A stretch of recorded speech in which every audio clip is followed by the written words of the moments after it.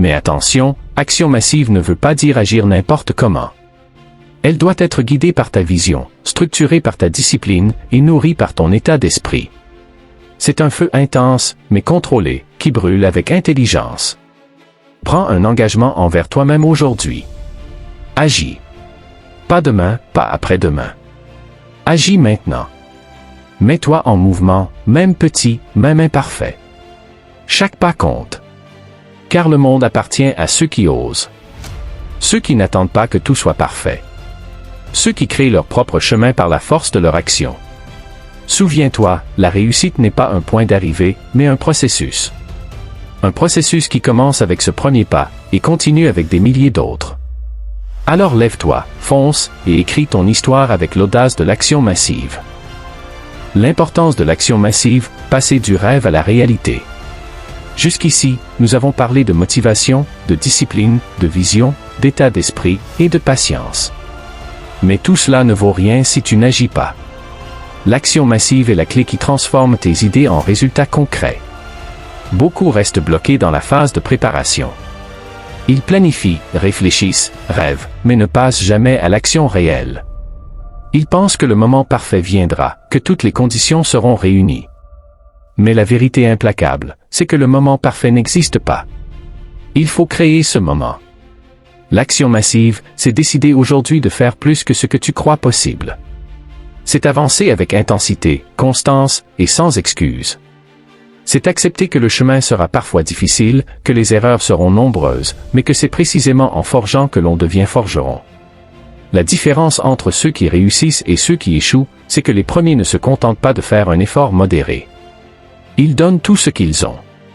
Ils multiplient leurs efforts, dépassent leurs limites et persistent quoi qu'il arrive. L'action massive te pousse hors de ta zone de confort. Elle te force à affronter tes peurs, à surmonter tes doutes, à ignorer les voix négatives. Elle transforme la peur en adrénaline, la procrastination en productivité, l'hésitation en décision. Voir les obstacles comme des défis à relever et non des murs infranchissables. Considérer les erreurs et les échecs comme des occasions d'apprendre et de s'améliorer. Accepter les critiques constructives comme des outils pour progresser. Célébrer les réussites des autres sans jalousie, en les voyant comme des inspirations. Changer d'état d'esprit demande une prise de conscience active. Commence par observer tes pensées. Es-tu souvent négatif envers toi-même? Te dis-tu « je ne suis pas capable » ou « c'est trop dur » ? Remets ces phrases en question. Transforme-les en « je vais apprendre, je vais essayer encore ». Entoure-toi de messages positifs, lis des livres, écoute des podcasts qui nourrissent ta croissance mentale. Répète-toi chaque jour des affirmations puissantes. Je suis capable d'évoluer. Chaque défi est une opportunité. Rappelle-toi aussi que ton état d'esprit influence ton langage corporel, ta posture, ton énergie. Une attitude confiante attire les bonnes opportunités et les bonnes personnes. Enfin, cultive la gratitude. Prendre conscience de ce que tu as déjà accompli, même petit, nourrit un état d'esprit positif et te pousse à avancer avec plus de force. Ton état d'esprit est une arme puissante. En le renforçant, tu transformes ta réalité et tu t'ouvres les portes du succès que tu mérites. Ne sont pas pressantes. Concentre-toi sur l'essentiel. Apprends à dire non aux distractions, aux sollicitations inutiles, aux activités qui ne servent pas ta vision. Dire non est un acte de pouvoir, pas d'égoïsme. Planifie ta journée avec rigueur. Chaque matin, définis 3 priorités à accomplir. Ce sont ces 3 actions qui feront avancer ton projet, ta vie. Traite-les en premier, avant que la fatigue ou les urgences ne prennent le dessus. Utilise des techniques comme le Pomodoro, travaille intensément pendant 25 minutes, puis prends une pause courte. Ce rythme booste ta concentration et prévient la fatigue mentale. Enfin, respecte tes plages de repos. Le temps est aussi fait pour récupérer, recharger tes batteries et rester performant. Sans équilibre, la productivité s'effondre. Maîtriser ton temps, c'est reprendre les rênes de ta vie. C'est transformer chaque minute en un investissement pour ton avenir. Le temps bien géré ne se compte plus en heures perdues, mais en succès accumulés. Le pouvoir de l'état d'esprit, ta clé pour transformer ta réalité. Ton état d'esprit est la lentille à travers laquelle tu vois le monde, toi-même et tes possibilités. C'est ce filtre invisible qui peut soit t'élever, soit te limiter sévèrement. Une réalité puissante s'impose, ce n'est pas ce qui t'arrive qui détermine ton succès, mais la manière dont tu choisis de le percevoir. Deux personnes peuvent traverser la même épreuve, et pourtant vivre des destins totalement différents, simplement parce que leur état d'esprit n'est pas le même.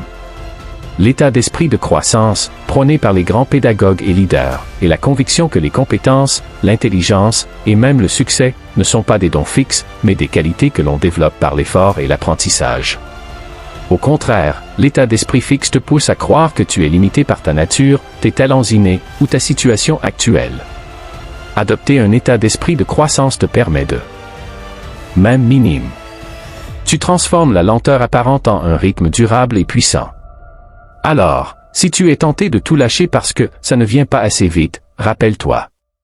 Les plus grands succès sont souvent ceux qui ont attendu le bon moment pour éclore. Le bambou, par exemple, reste caché sous terre pendant 5 ans, à renforcer ses racines, avant de pousser de plusieurs mètres en quelques semaines. Apprends à être comme ce bambou. Travaille dans l'ombre. Construis en silence. Et quand le moment sera venu, tu verras ta réussite s'élever rapidement, solide et majestueuse. Maîtriser la gestion du temps, ton allié la plus précieuse. Le temps est la seule ressource qui ne se renouvelle jamais. Une fois passé, il est perdu à jamais. Pourtant, beaucoup d'entre nous le gaspillent sans même s'en rendre compte, comme si l'heure suivante allait se répéter indéfiniment. Dans le parcours vers le succès, la gestion du temps n'est pas un luxe, c'est une nécessité absolue. C'est le pilier sur lequel repose toute ta discipline, ta vision et ta motivation. Sans une maîtrise solide de ton temps, même la meilleure des stratégies s'effondre. La première vérité à accepter, tu ne peux pas créer plus de temps. Tu as 24 heures, ni plus, ni moins. Ce qui change, c'est la manière dont tu les utilises. Regarde autour de toi. Combien de temps passes-tu sur des tâches qui n'apportent rien à tes objectifs? Combien de minutes, d'heures, sont englouties par les distractions, les réseaux sociaux, les conversations inutiles? Pour reprendre le contrôle, il faut d'abord devenir conscient. Note tes activités quotidiennes pendant plusieurs jours. Tu seras surpris de voir où ton temps disparaît. Ensuite, il faut apprendre à prioriser. Applique la règle d'Eisenhower, distingue l'urgent de l'important. Les tâches urgentes demandent une action immédiate, mais ne sont pas forcément importantes. Les tâches importantes contribuent directement à tes objectifs à long terme, même si elles. La patience stratégique, l'arme secrète des gagnants. Dans notre ère de l'instantanéité, où tout est accessible en un clic, la patience semble être un luxe dépassé. Pourtant, dans le chemin vers le succès durable, la patience n'est pas une faiblesse, mais une force stratégique.